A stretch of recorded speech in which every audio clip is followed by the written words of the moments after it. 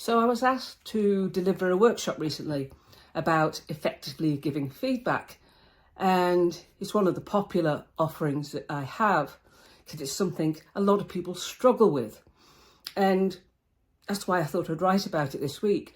And Ken Blanchard said, feedback is the breakfast of champions.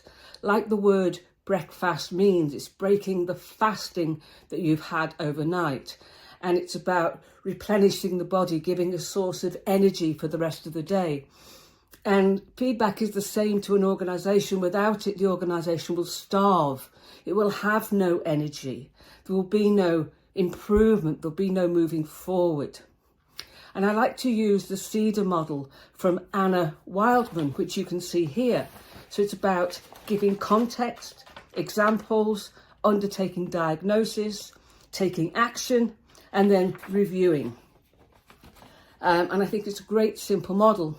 Before you start on this though, you must prepare to give the feedback. And it's about what is it you're giving feedback on. You need to know exactly and be specific about what it is.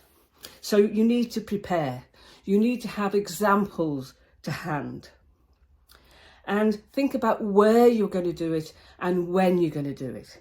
If it's going to be in person, you need to find a quiet place, no distractions, no disturbances, somewhere that's comfortable, that both parties can be relaxed.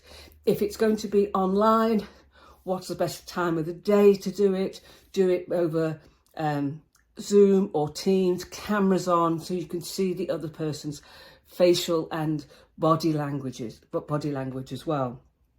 When you should be, for me, it should be part of your scheduled one-on-one with your team members. And those one-on-ones should be at least fortnightly. Giving feedback twice a year as part of an annual performance review process is absolute rubbish. The person you're giving the feedback to can do nothing about what's happened over the last 6 months. This should be a regular conversation, and it should be timely. Sometimes you may not be able to wait for the next one-on-one, and you'll need to give the feedback because of something you've observed, and it needs to be timely and front of mind. All other feedback can be given at the one-on-one. So the first thing we need to do is provide context. It's opening the conversation and providing context so the recipient is totally aware of the area of feedback that you're providing. Don't try and give feedback on everything. You'll just overwhelm somebody.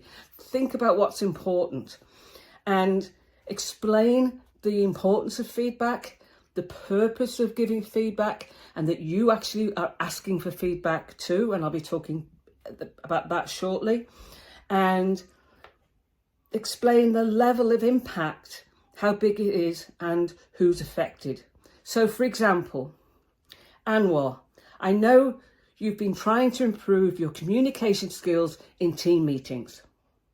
I have some feedback I'd like to share with you that might help. Are you comfortable receiving that?